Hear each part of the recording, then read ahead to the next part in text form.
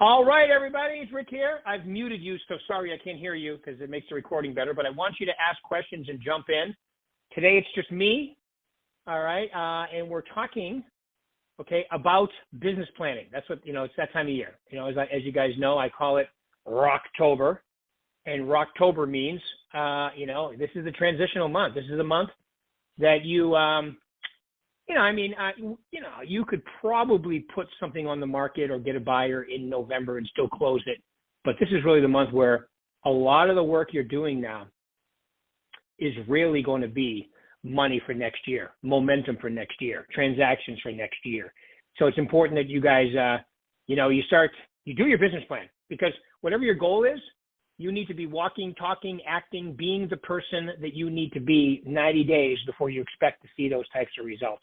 Some of you have been doing it for a while. You could pull it off in a little less time, but 90 days is the secure time. I wouldn't do it in any less time. And then think about it. You get to turn next year really into like a 14, 15-month year if you start now. That means your business plan should be done or done this week if it's not already done. If you're in my coaching, I sent that business plan out a while ago. And you should definitely be, hopefully, doing it or already have it done. It doesn't take that long. It's not that complicated. That's why I like it.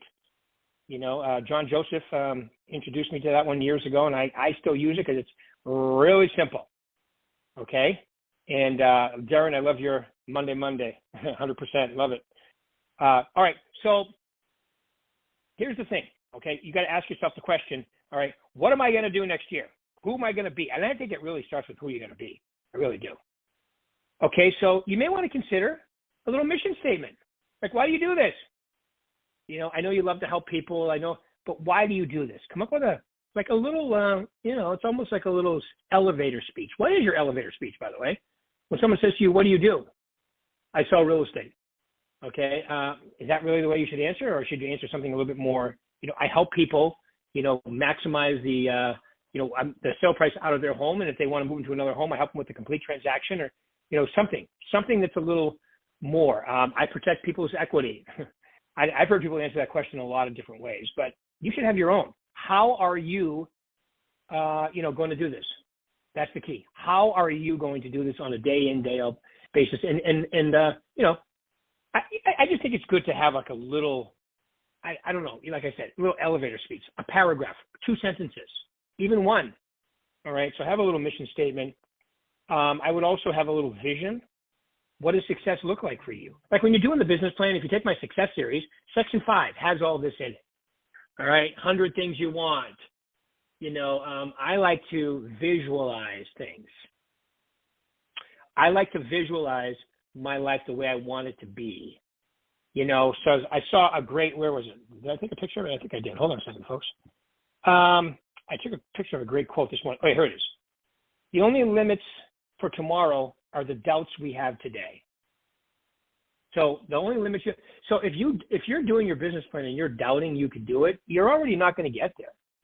You have to believe it beyond the shadow of a doubt. And even after the first quarter, if you're not on pace, that's okay, because you have plenty of time to make it up. So like I told you guys, I only came close to my goal once. My goal was 75. I did 74. After that, I started setting it further out. And people would say, wow, because the year I did 113, I had a goal of 150. Some people would say, well, that's a failure. I didn't think so. I thought it was pretty damn good. Right. So, I always set my goals like that. Now, for you people that are a little bit more analytical, that drives you crazy, right? So set a conservative goal. And in June, when you're at or on a better pace, then just change it. It doesn't matter. As long as the key is to have one, and don't say it's in my head, because if your head's like mine, it can be a really bad neighborhood someday. You have to write it down. You have to put it in writing. All right. Now, I like to write it out first. That's what I'm saying. These things right here, this mission statement, a vision, maybe some objectives, maybe even describe what your business looks like. Things like that, I think are good. And then you want to visualize. I mean, I know what I want to do for the next 5 years. I have a pretty good idea. All right? I have a really good idea, actually. All right. I keep it really simple. As you guys know, I have a blank check. I write out my top 5. like the 5 areas of my life, which are business money, family relationships, health, mindset, and spirituality. Those are my 5. Okay, and I always have I have a goal for each one every year, and I write it down. And I write on the front of my business check. It's not a business check; it's a personal check. On the front of my check, I write down my business goal, which is how much money I want to make. So a check is written out to me from me. It's the "I'm not schizophrenic and neither am I" check. Okay, that's what I call it. And then on the back side, I write a 1 or 2 sentence goal for each of those 5 categories. That's it. No more than that. But then I think, like in 5 years, I like to, we usually overestimate what we can do in a year and underestimate what we can do in 5. Now, a lot of people say that now. The first time I heard it was when I did my 30 days to whatever with Tony Robbins, when we used to be on cassettes. Okay. I can't remember what it was called, but it was 30 days to something. Excellence or 30 days. I don't know. It was a great program. If you've never done it, you should do it. I'm sure you can find it on eBay or YouTube or something. 30 Days to Success. Anyway, it was by Tony Robbins. It was the first thing I ever did with him, and it was incredibly good. And it just gets you thinking. It even has meditation music on it. If you're going to change, and I think a lot of the people on the call and who are going to be listening to this later, you want to change your life. Think about that now. How important is that? I want to change my life. I want to have the life I want, which is totally achievable by anybody on this call. And that's the most important part. It's not the money, it's not the transactions, it's what those give you, the freedom, the choices you can make, and so forth. That's what you want, right? It's not having, I don't enjoy walking around with pictures of dead people, Ulysses S. Grant, Benjamin Franklin, Abraham Lincoln. You enjoy what it does for you. And today we don't even carry cash a lot of times. We keep it, we have our debit card or our credit cards, and get all the points. That's what I love, right? So have a plan, maybe do a quick description of your business, maybe have a quick mission statement, which I would recommend you doing, maybe have a vision board. I was just down in Rochelle Vinoy's office, which some of you know Rochelle Vinoy. She, does 40, 50 deals every year by herself. I call her the most lean and mean agent I coach because she keeps most of the money she makes, which is great. There are people that have teams that don't make what she makes, right? So, think about this. Do your average sale price and then add 50 transactions to it without a lot of expenses. What would you be banking, right? And I was in her office, I think it was last Wednesday, and I'm sitting in the chair and I'm looking around, and as she's talking to me, and I realized she's got her vision boards for probably the last 7 or 8 years in there, right? So she has a goal and she does the vision board. She goes through magazines and cuts out stuff, or goes online and finds pictures and prints them out and puts them on her vision board, right? I'm going on a trip, the first 2-week trip I've ever taken, leaving this Friday, and it was on my vision board, right? So, you got to have goals. You've got to have things you want to achieve. Saving money, retirement fund, kids in college, whatever it is, write it down and have the business. And the business plan itself that I send out to you guys has, all the categories on it and what you need to do. All right. So, anybody have any questions about what I've covered so far? All you have to do is hit *6 and unmute yourself, and I'll be able to hear you. Any questions so far? Come on, don't be shy. All right, so I've covered, having a mission statement, having a vision, doing the vision board, go through the exercise of Section 5. If you don't have a Success Series workbook, email my assistant, Lisa P, L-I-S-A-P, at BHHSNV, like Nevada.com. All right, and tell her you want the Success Series workbook. The teacher's version has all the stuff filled out. You might as well, everybody should have one of those. I think you can review every now and then. And then read Section 5. Where it starts, I think it's page 70 something, or maybe it's 90. I don't know. It says, when it starts talking about a business plan. And it's right there. I can tell you guys, I happen to have one right here. It's Section 5 on the accessories workbook, and I believe, it's like section 70. Yeah, business planning outline starts on page 79. So if you get a workbook from her and you go to page 79, go through that exercise. It'd be good for all of you. Everyone should do it. Remember, like I learned this years ago, my time with Mike Ferry was Earl Nightingale. People don't have a problem achieving goals. They have a problem writing them down. I don't know if you know this. One of the major colleges, I don't know if it was Harvard or Yale, but they, like 30 years ago, they interviewed a graduating class like for 2 years in a row. And they found out that in these graduating classes, 2 to 3% of the people graduating actually had written goals, like written down and could show them, right? Some of them had them in their brain, I have it in my mind. I know what and then 20 years later, the people that were still alive, they found the 2 to 3%, they found everybody else, they kept track of them, right? And then they found that these people, the 2 to 3% in both graduating classes had a net worth higher than the other 97% combined. That's pretty crazy, right? So that's why writing, so when you say it's in my head, that's not good enough. It's good, but it's not as good. That's why when you're in my coaching, everybody's supposed to email their commitments. I do that on purpose. If you say your goals to people in 2-week increments, and then you follow it up with it in writing to my assistant, the chances of you doing it go up astronomically. Okay, that's why I do that. Some people think it's irritating. Well, it's only irritating if you don't do it. Because if you do it, you love it because you see how well it works. I did that for years when I was selling with Mike Ferry and being involved in business planning and then eventually one-on-one coaching.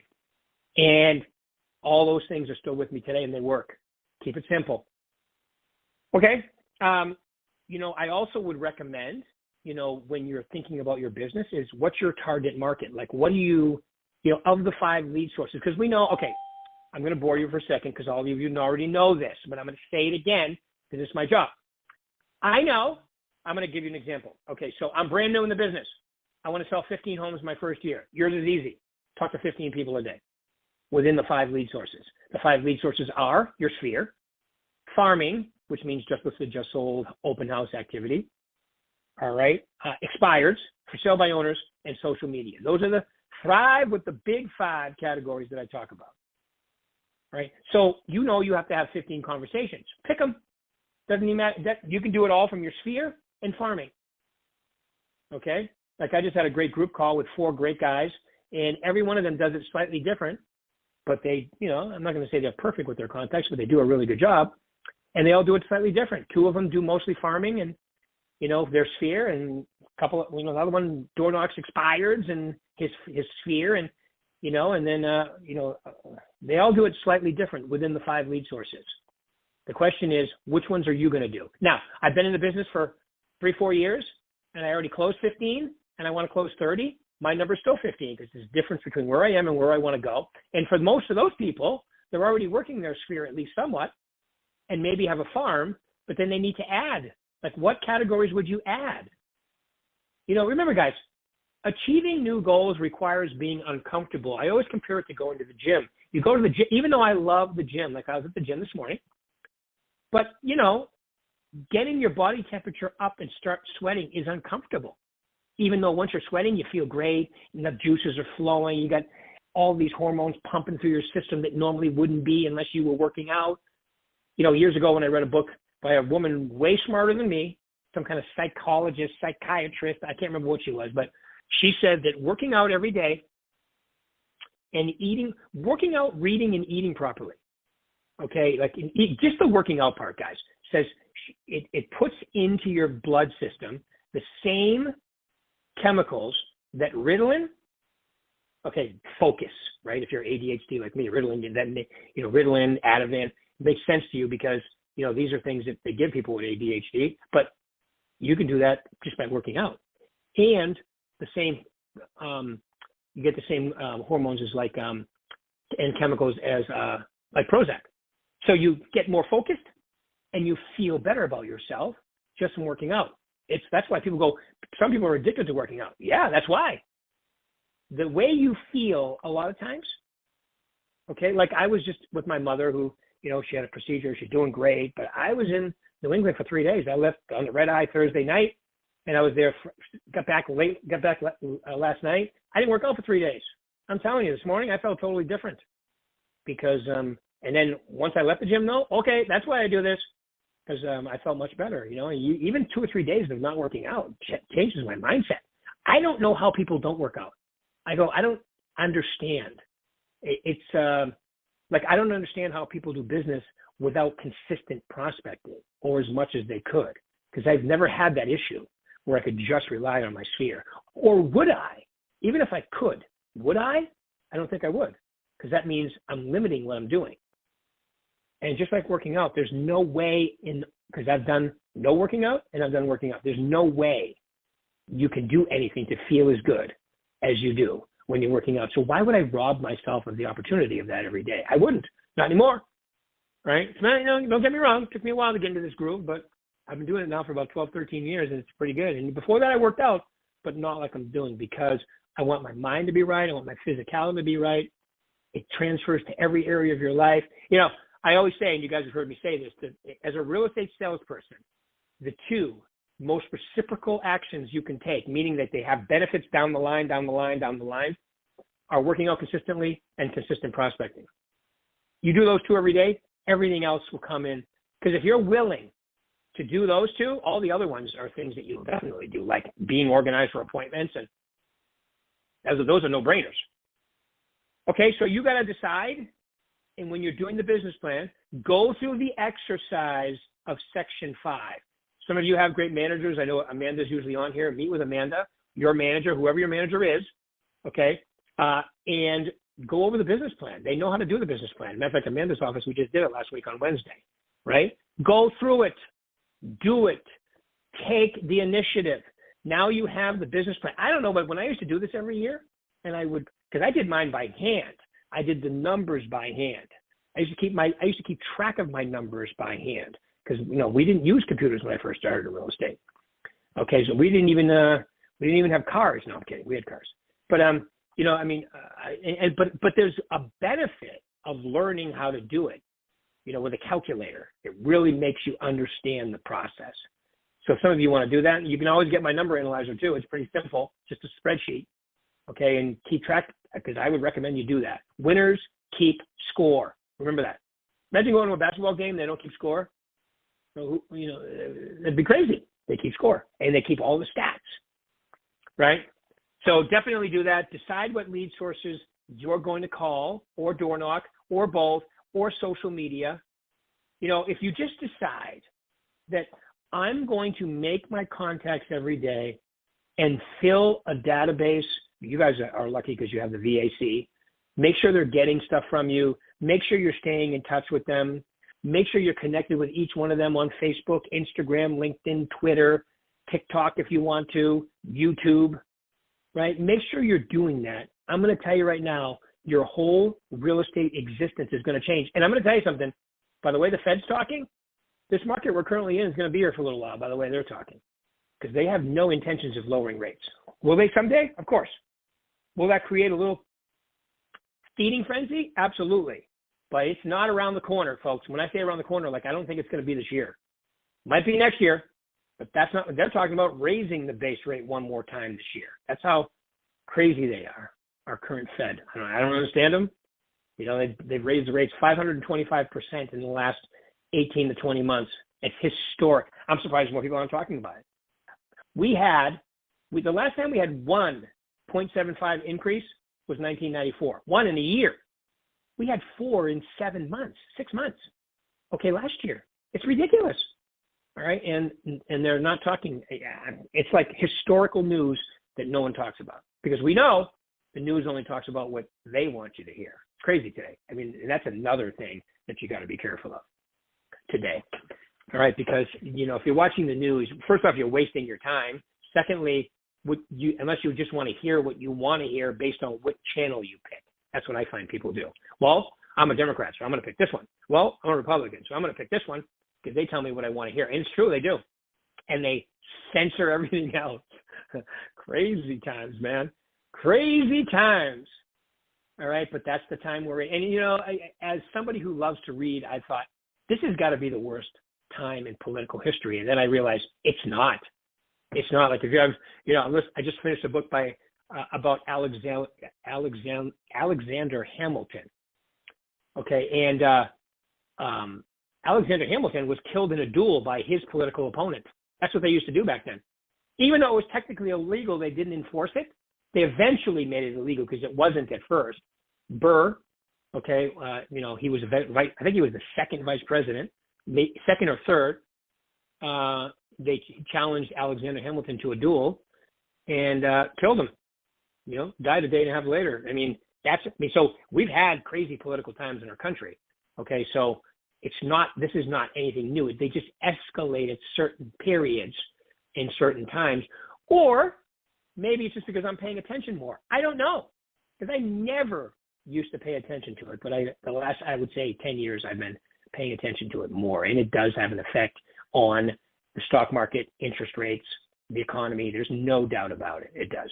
You can exaggerate a situation, or you can make it better, exaggerate it negatively or positively based on what's going on. And you guys probably have noticed there's a little difference the last 3 years than prior to the last 4 years for our businesses. I'm talking just for our business. As far as inflation, interest rate, gas prices, when you go to the supermarket, if you do, and anything else, it's a whole different world the last 3 years. All right, so you decide. That's why we have elections. You decide what you like and vote for that person, as because it's around the corner. We're going to have an election year next year. Now, that's another thing that usually makes a market stay a little steady, is an election year, because people use it as an excuse. Well, I want to see what's going to happen. That always cracks me up. What do you think's going to happen? Like, they're going to roll up the streets and go?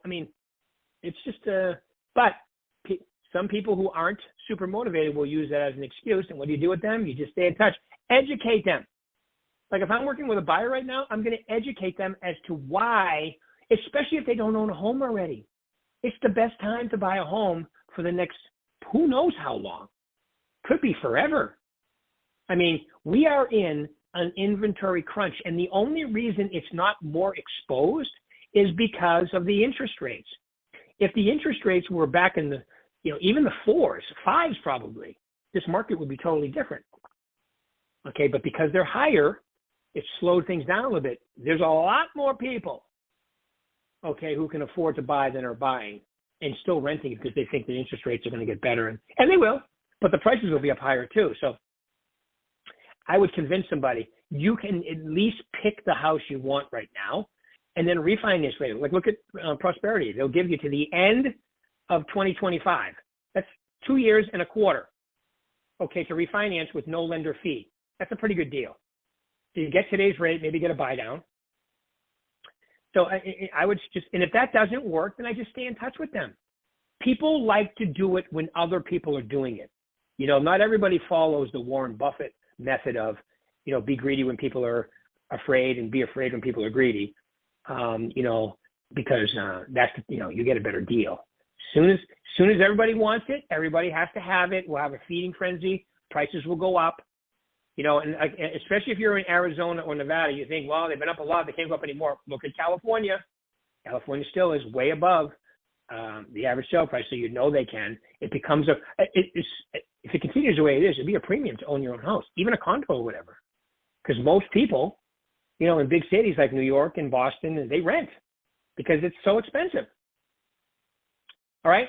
So there we go. Okay, so decide to go through the exercise, maybe even come up with a vision board, decide what your elevator speech is going to be, just maybe describe your business to yourself too. All right, go through the exercise of doing the business plan, come up with your daily schedule. So you have the numbers, how much money you want to make equals the number of transactions. That's the first page. The second page is the execution, which is say what you're going to do and be specific. I'm going to knock this many doors. I'm going to do this. I'm going to talk to this many expireds. Be specific. And there's a category for each one of those. How are you going to get your listings? How are you going to get them sold?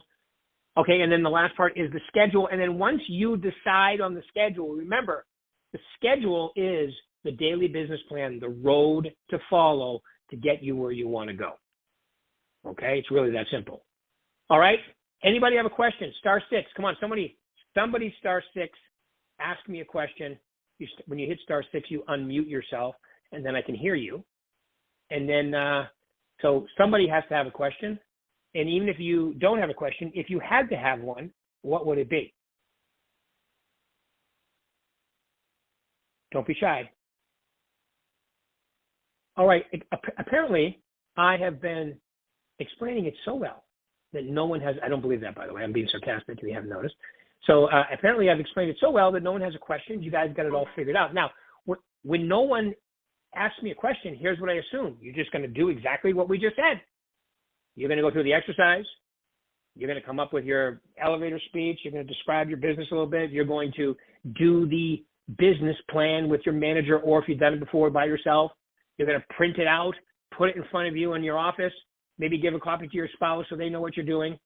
Do all of that stuff, commit or recommit in this instance, and then you guys have a great rest of your week. All right, we'll pick this up. You guys are the best. I'll talk to you soon. Thanks for your time. Go get them.